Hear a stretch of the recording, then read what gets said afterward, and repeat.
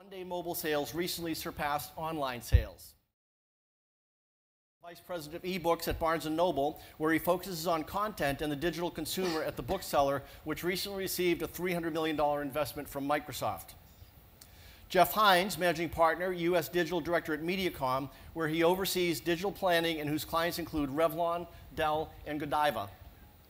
And Jeff Selinger, co-founder and chief product officer of Shopkick, the rewards-rich app used in retailers including Best Buy, Macy's, Target, and by brands including P&G, Kraft, and Pepsi. Please join me in welcoming the panel. I'm going to take text messages real time, so my phone number should be up there somewhere. Please destroy it after, because it's my real phone number. And I mean, heaven forbid we should use texting at a mobile conference, but we'll go for it. So I'll try to integrate your questions as we go, so feel free to text. Last time we did this, I used AT&T for that particular phone. I have Verizon on another phone. I got about 20 questions an hour and a half after the conference. I hope they're going to come in real time today, so this would be a very good thing. I want to start by benchmarking, because we're going to look at what's coming for the next holiday season. I want to look at what happened last holiday season, and I wonder if, Jim, you could talk a little bit about what you saw last holiday season, because you're a retailer and you're an e-retailer, in terms of just kind of what happened and what was new and surprising for you. I think the key outcome of last year was that mobile was more of a companion shopping device. I think that it's critical to realize that the physical retailers still do what we would call a tremendous amount of showrooming, even for digital purchasing, right? So people will go into a Barnes & Noble or a Best Buy or a Target, and they'll look at the product, they'll look at the experience, and they'll use mobile from a companion standpoint to do price comparison shopping, get deeper features about products that they're looking at buying, do a lot of kind of gift surfing, those types of things. They'll use that to then inform the decision related to whether they buy in the physical store, or they then eventually buy from an online retailer. We didn't necessarily see what I would call a huge amount of direct online purchasing. I still think last year in the mobile side there was a lot of work to be done across most of the major retailers related to really making the mobile purchasing experience rich enough to drive a tremendous amount of volume. So I think as we benchmark that against this year, you'll move into this year where you'll see many more people making direct purchasing off of mobile devices. We still believe that they'll be doing a lot of that purchasing literally in the physical store.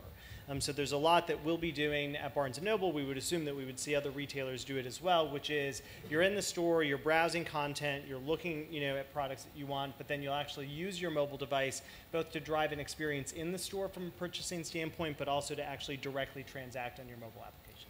And Jeff 1, we have two Jeffs on the end. Jeff 1, if you could talk about what your clients saw last year. Were they kind of with you? Were you ahead of them? Where was that last year?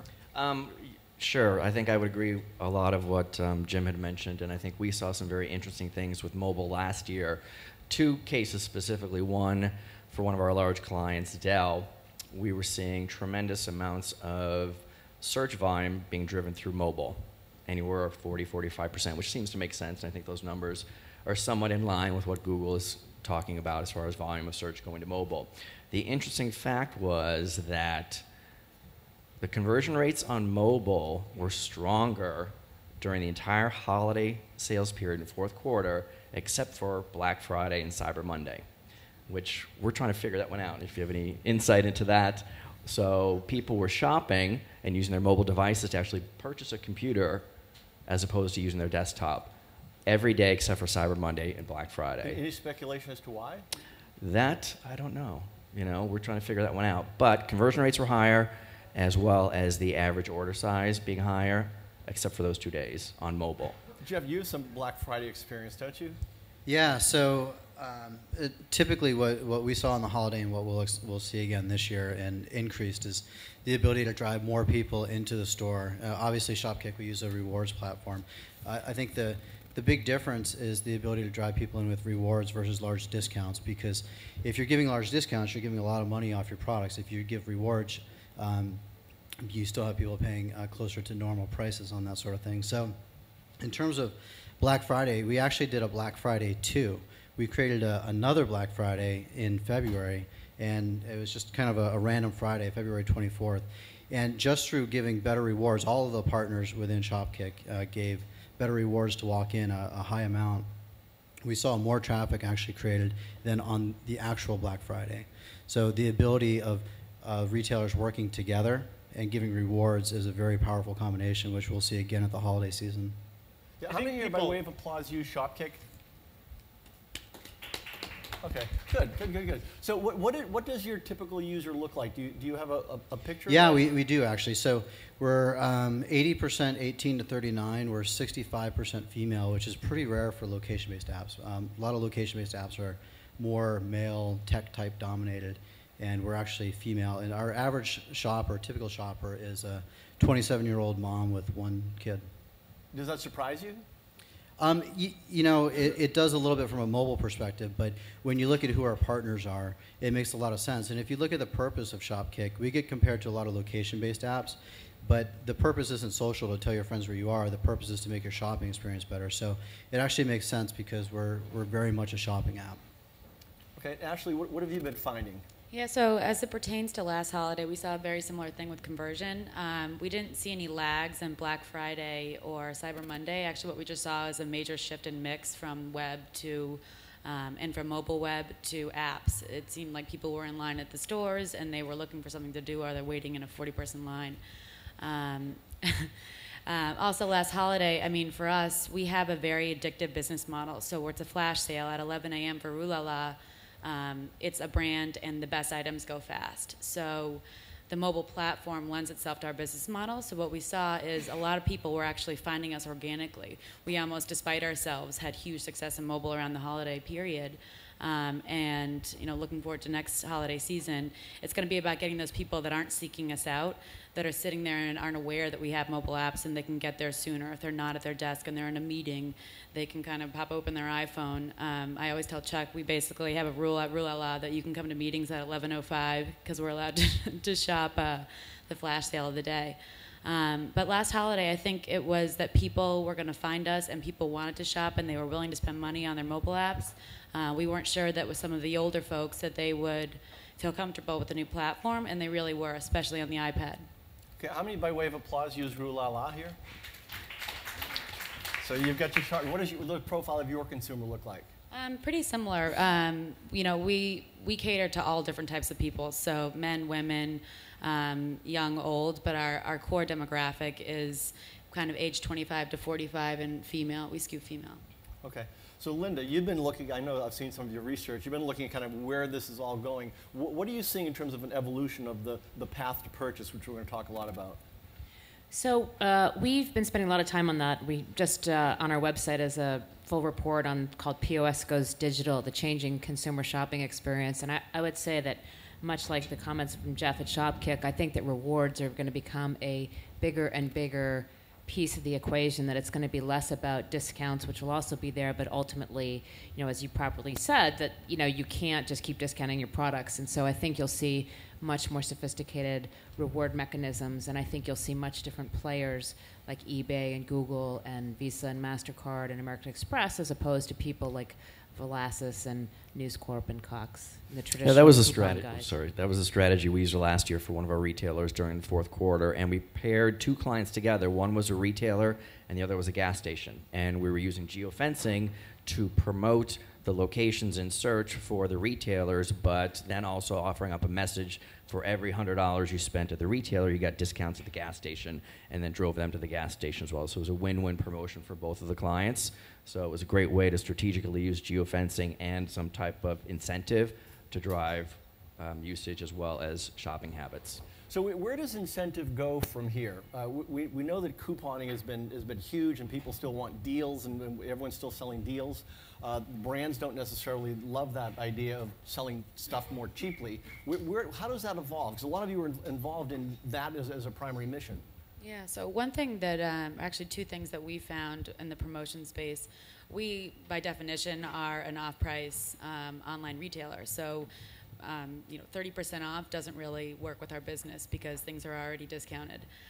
But what we found is that, much to our happiness, it's actually the really small things that get people coming. So it's, you know, buy this and your friend gets $10, or in the sweepstake realm, like $10, like give away $10 of credits actually does better than give $1,000 away. People feel like they're more likely to win the prize if it's actually more tangible. It's kind of like a handshake as opposed to a big getaway golf, weekend. So I think less is more in our space. So little things win. Yep. Yeah, I think win is a key word there. It's the same thing with rewards. Rewards, you get a lot of wins frequently. And I wouldn't underestimate gaming mechanics as well. We use a lot of gaming mechanics in what we do, but people like to win over and over. And if you can make the process fun along the way, sometimes that means more than just a discount, especially if it's ongoing. Can you talk a little bit about the new path to purchase? We've been talking about basically the death of the 1950s sales funnel, or whatever, 40, whatever it was done decades ago. Because you're looking at that differently. Yeah, the path to purchase is really interesting because mobile fundamentally changes it. For the very first time, a brand has the opportunity to speak to a user directly inside a store. If you think about how the path to purchase is traditionally, when you're doing your brand advertising, you're on TV and print and everywhere else, people are getting those things. Then when they get to the store, you cross your fingers and they hope that they work because there's a walled garden typically around it. But everyone's carrying a mobile device with them, which fundamentally changes it because you can now communicate with that person.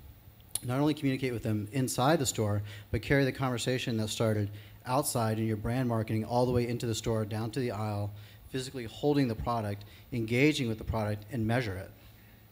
Well, I think you're also collapsing the purchase path, right? I mean, so we do a lot of work related to where are we actually taking book purchasing, where book purchasing doesn't occur today, right? So if you have a mobile device with you and you're at a subway stop or you're in a supermarket in a line, as an example, it's how do you buy digital content, actually, as an example, but do it in places where you wouldn't typically be buying it to begin with, right?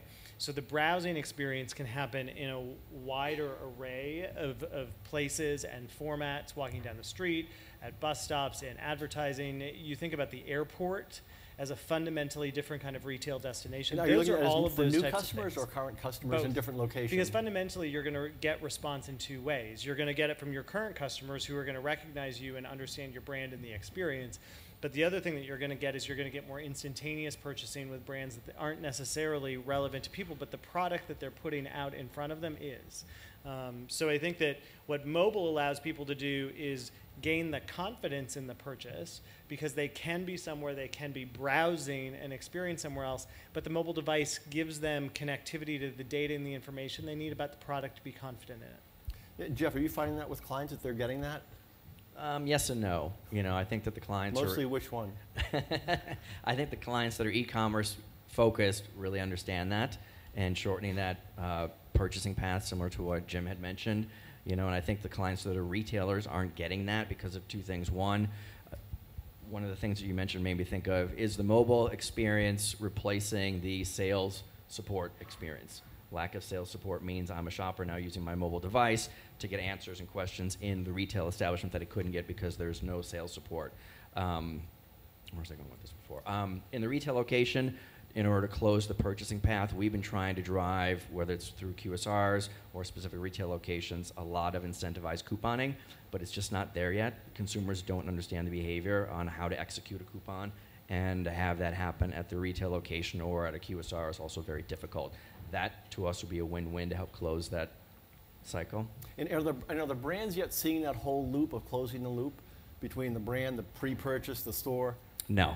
The majority of our brands do not even have mobile-enabled sites, which is a big issue. That's the thing that's really amazing to me is, we started out the year thinking that there was going to be a lot of M&A in mobile, and really what's happened is the advertising dollars haven't come yet, the brand dollars haven't come yet, and it's not really clear to me what's going to be the catalyst, but our one-liners that the consumer is sort of 12 to 18 months ahead of where most enterprises and brands are. And, clearly the consumer's ready, right? Everybody's carrying around their 2 or 3 different mobile devices, using it for all kinds of different things.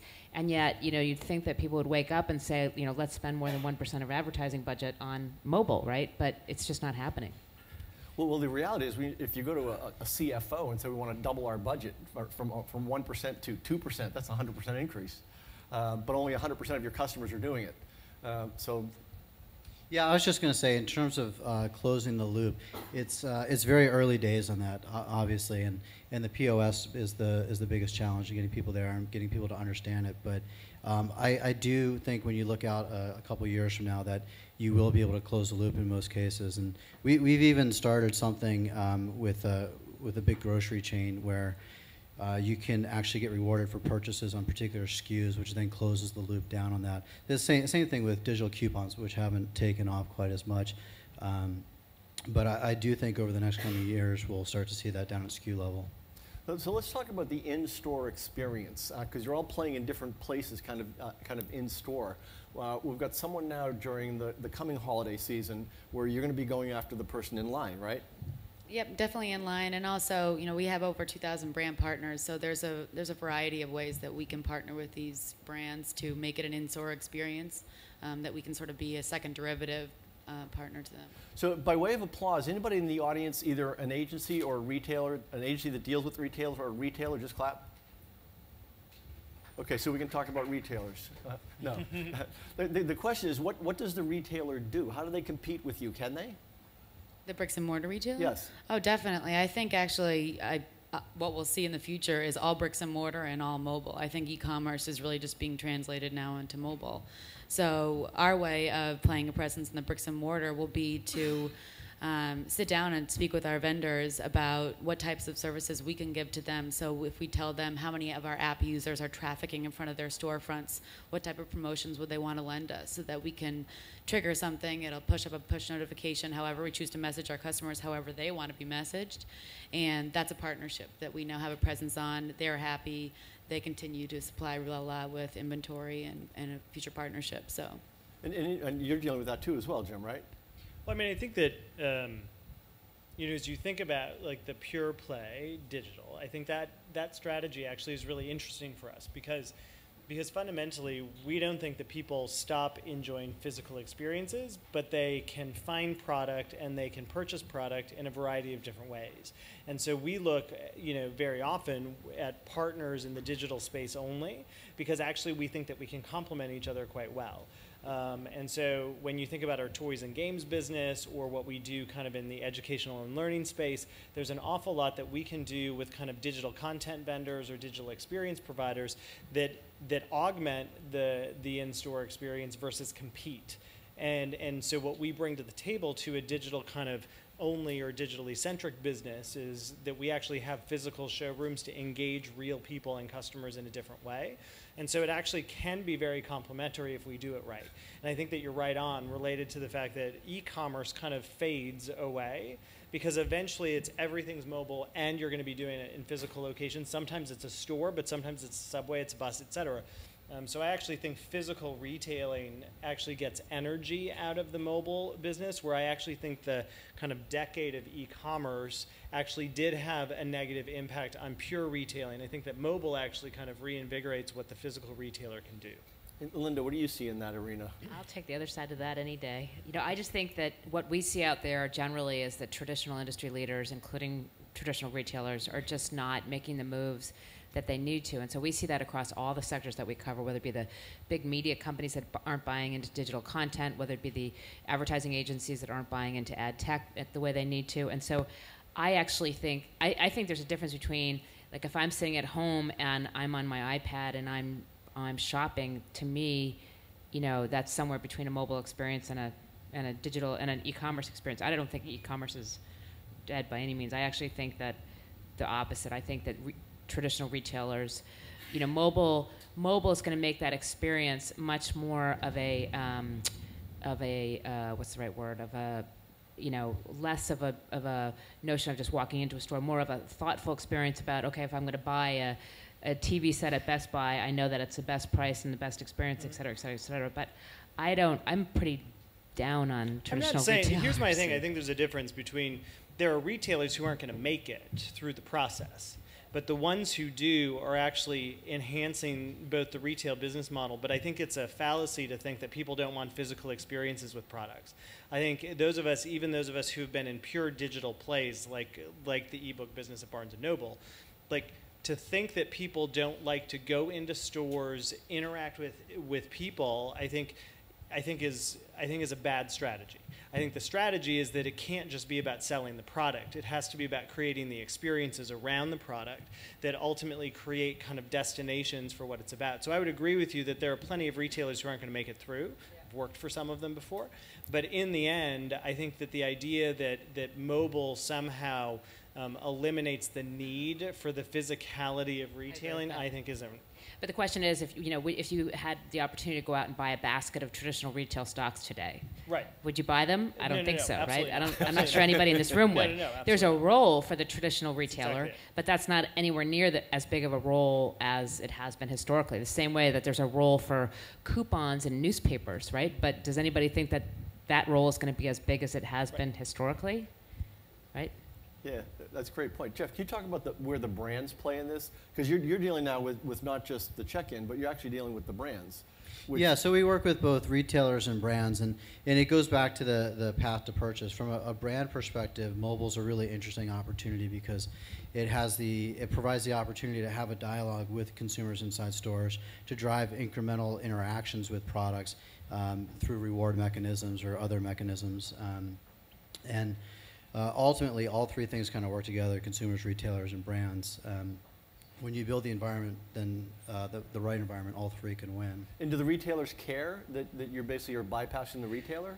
Well, no, it's good for the retailers too, because let's say you have a bunch of brands offering more rewards inside a store that already offers rewards for coming in.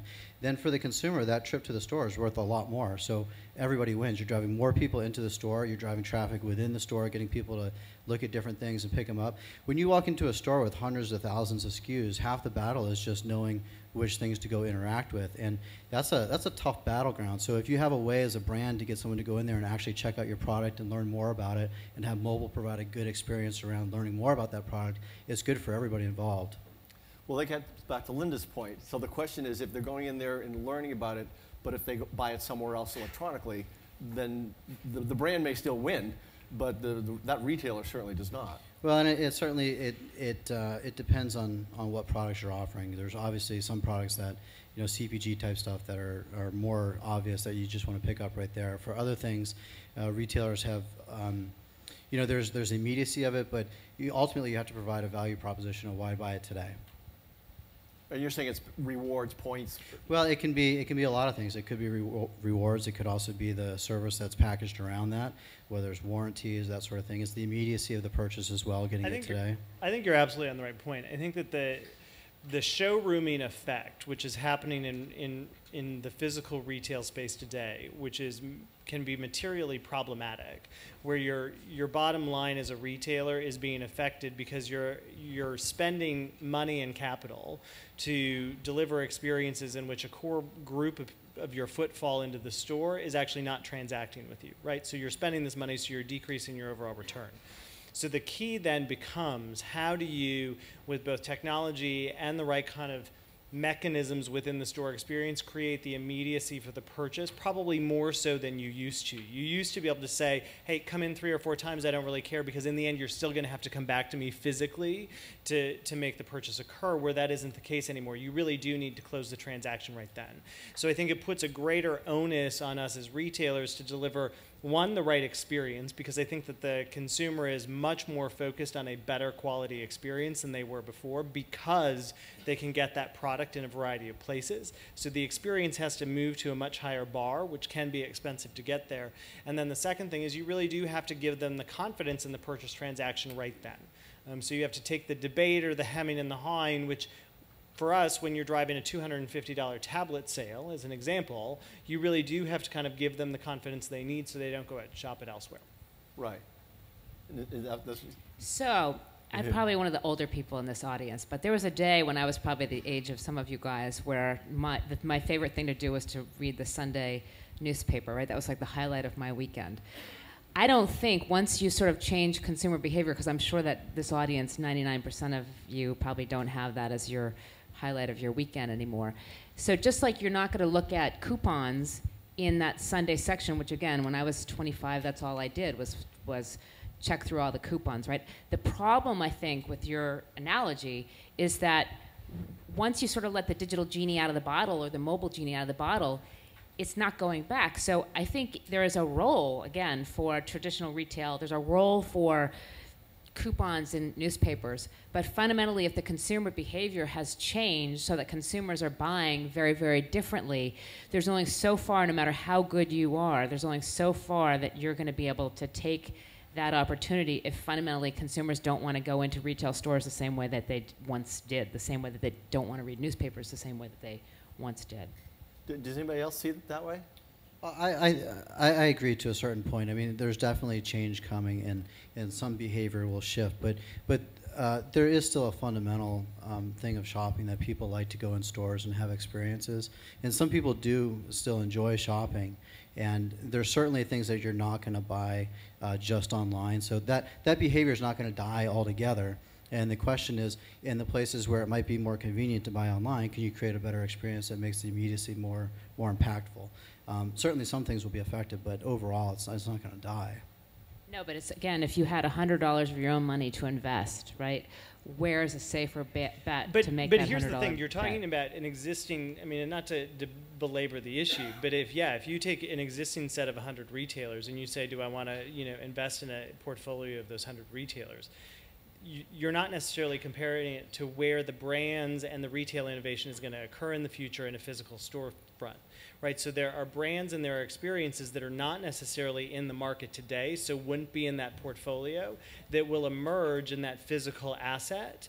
And so I think that we've got to separate this discussion of the transformation of the traditional retailer and how mobile impacts that, and start looking at that. We all agree on the panel, I think, from what we're hearing, is that the physical retail experience is going to, and is right now, becoming fundamentally different. There are some retailers who are not going to make it through that transition. There are some retailers who are betting aggressively on getting through that transition. And then there's going to be a whole group of emerging physical retailers who were not in the retail physical business today, but they're going to be.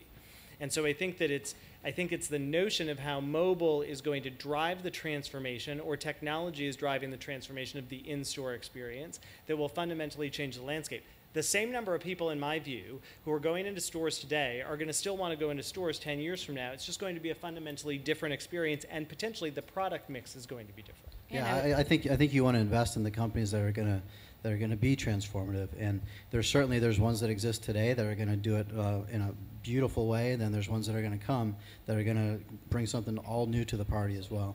I think people's reasons for going into the stores are massively changing. I think that's the biggest difference. So Fab.com doesn't necessarily have a bricks and mortar presence, but they have this idea that you're not alone shopping, and that random Susie just bought this sweater and random Joey just bought this weird book with a fun cover. So you're not alone buying these things, and they're justifying your purchase by saying other people are owning these products. You should be owning too. So they're justifying that. And I think the same way, when companies become more savvy, and brands and bricks and mortar stores become more savvy with how they're incentivizing people to come in. Even yesterday, I saw 40 people lined up at the Nike store because some athlete had endorsed a sneaker. So I think brands will have to be more savvy about how they're incentivizing people to come into the stores. That's the changing. Yeah, and I mean, and Shopkick's a perfect example of that. I mean, if you look at the ability to create a Black Friday 2 and drive more traffic on Black Friday 2 than the actual Black Friday, just through reward incentives, is one example of probably a lot of examples that will come. So is it this new experience, is that where the $300 million Walmart investment, Walmart Labs, the $300 million Microsoft investment, I mean, countless Google investment, is that where all that money is going for that towards that new experience? Jim? You don't need to talk about your investment specifically, but, those kinds of things. I mean, clearly the key is, and to your point, look, retail margins are super thin, right? So for a retailer to try and do this over-invest to kind of drive a technology transformation, you really do have to fundamentally rethink, kind of your capital structure.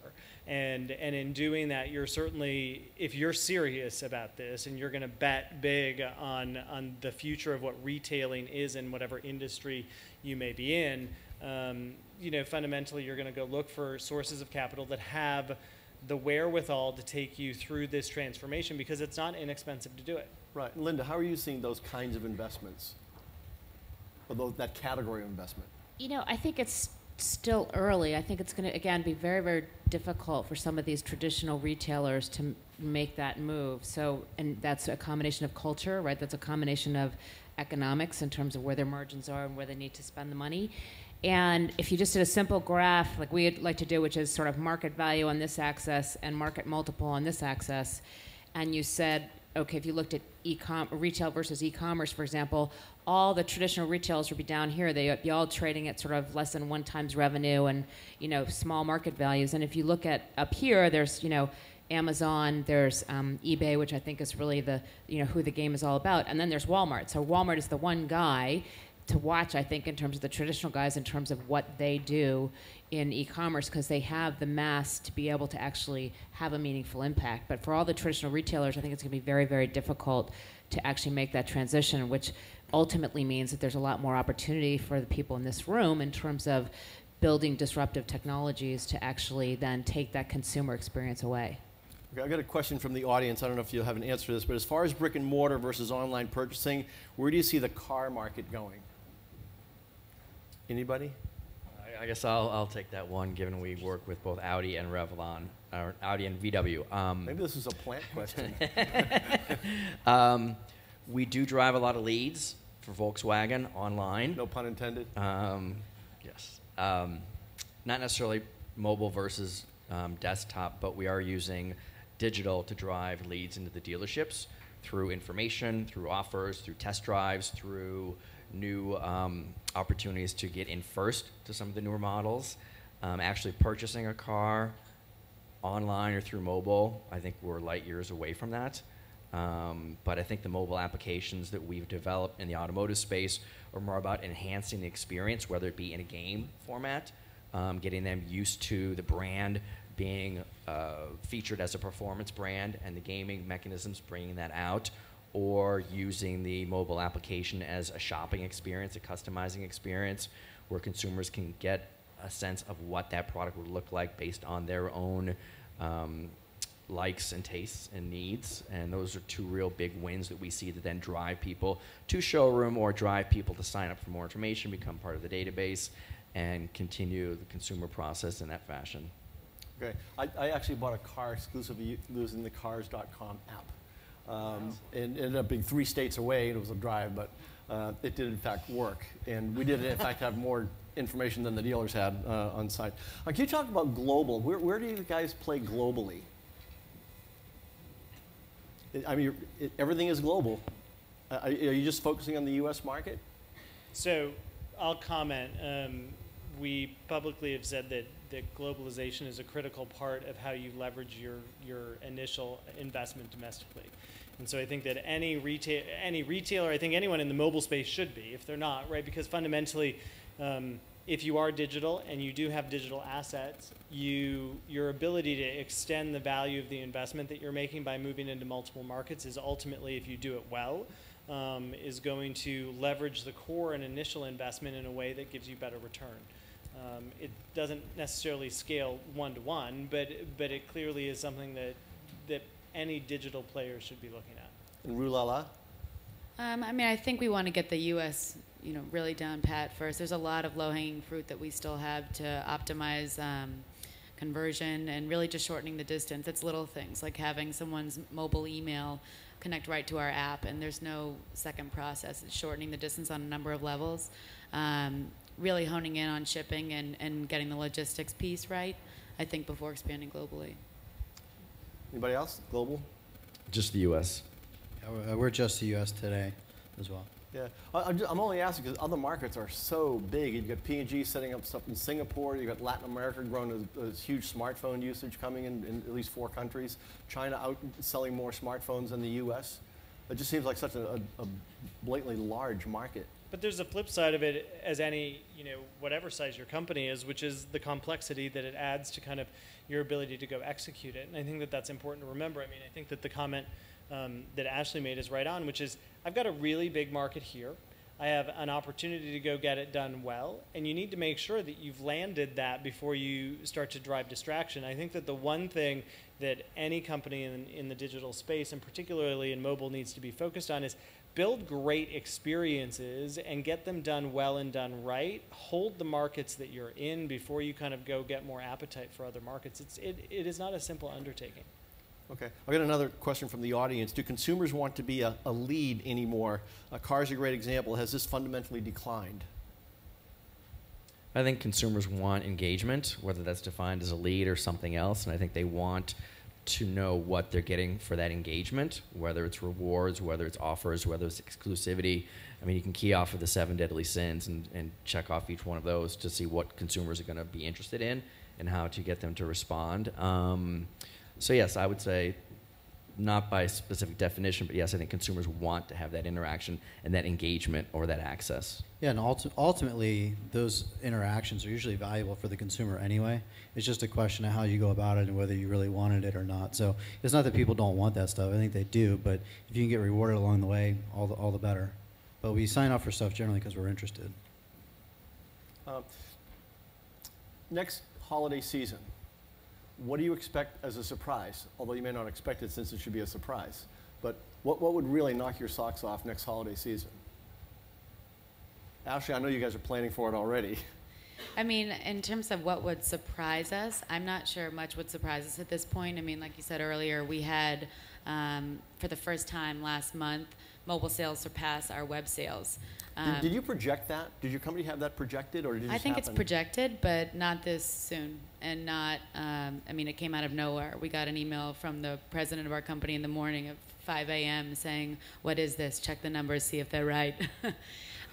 So, I mean, we were pleasantly surprised, and I think the holiday season is just going to bring more of this trend. It's just a matter of improving the conversion, improving the baby steps piece of it, and getting our app in more people's hands.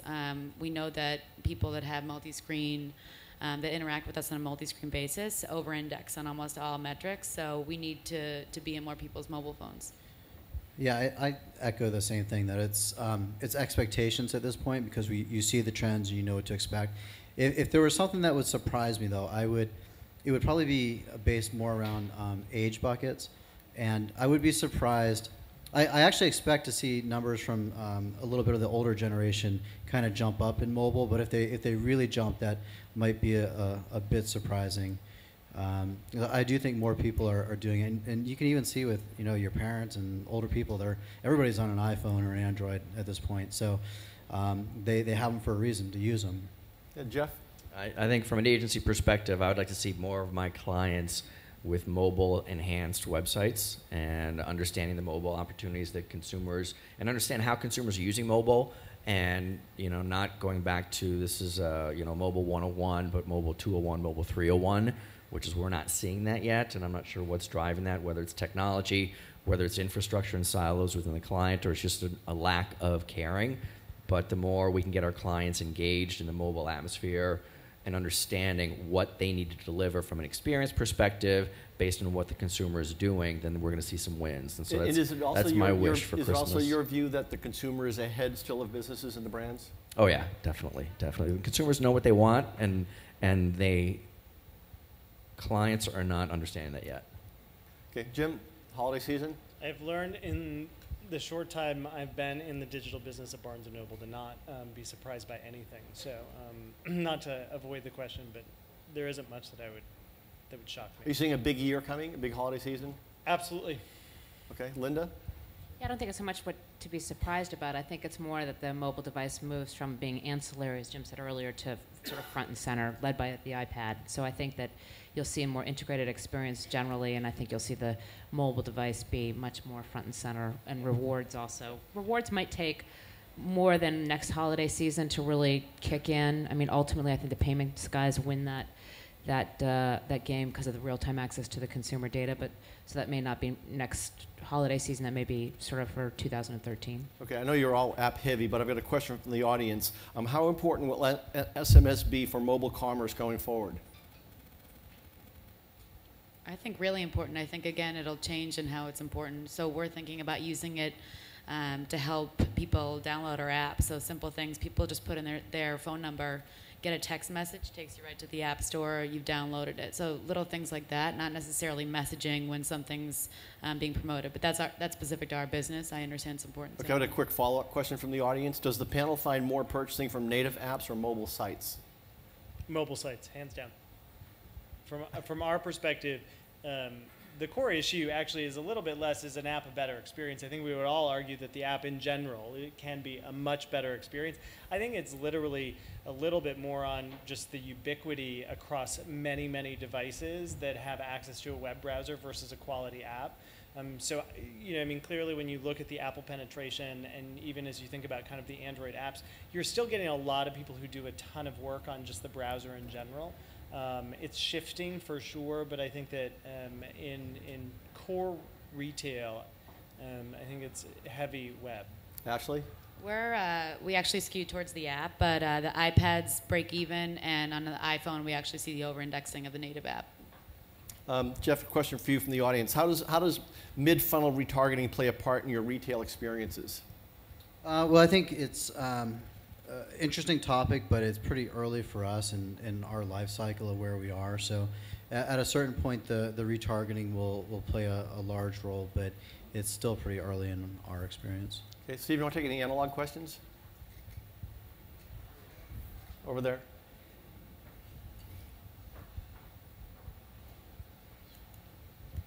Hi, I'm Alana Schlifke. I work at Shazam. I have a question for any of you in the panel. Being on audio technology, we've had a lot of conversations with retail about in-store executions and whatnot. And some of the hurdles and it seems like a big part of this conversation is bringing mobile to the store. But one of the biggest hurdles that we've come across, especially from a case-by-case basis, has been that a lot of the execution and activation lies on the store managers, and they're not sure if the actual manager will play a part and be willing to integrate in the way that we're really trying to push mobile out into that experience. So what do you guys see as a potential solution to that type of hurdle, especially with bricks and mortar and trying to maintain it as a key place for people to purchase? So I can answer that one. So I think the biggest thing is getting people to engage with mobile inside the store, and that's really what we've tried to tackle. You walk into the store, you open up the application, you get rewards, and now the conversation has started with the consumer. And it's always going to be hard in physical retail with the people that work there, because traditionally they have high turnover. So the more that you can contain within the application and provide a good experience that way, the easier you'll make it. Always better if they're well informed and if they're educated, but I would say that you can't count on that. Okay. I think the best retailers get their mobile initiatives in front of the store teams quickly and early, and you figure out ways to incent them around it. If you don't tie the core incentive around whatever behavior you're looking for the store manager to change within the associates in the store, you're not going to get the adoption because it's not there. The number of things that gets thrown at a store manager in a retail location, particularly when you want to go drive holiday-related activity, it's almost unfathomable, yet we all sit there and say, oh, well, the store manager just doesn't get it. It's not that they don't get it, it's that they have to get like 300 things that they've got to figure out how to execute in front of the customer. And so I think it's really about saying, what are the core things that the store needs to do? How does the work that you want to get done in the store actually tie into that bigger thing, and then get the incentive tied to it? And I find that most people underestimate how great store managers can be, even in traditional retail. Okay, before we close, one piece of advice you can give the people in the audience for the next year in mobile, one at a time? Just one quick piece of advice. That's a good one. On the spot. I would say not to underestimate the ability to have dialogue with consumers inside stores, and to really push forward with that, because consumers are very, very willing to do it, and they want to do it. Okay, they want a better experience. It's something I said earlier, just understand the consumer experience and make sure that it's the most rewarding that you can provide. Jim? Pick one or two things in mobile that you need to do and do it incredibly well. Don't overextend yourself. I bet Ashley was going to say that. I would just say understand your mobile customers, study their time of day, study their engagement, study their number of times visited, sessions, conversion. Really understand your mobile customer.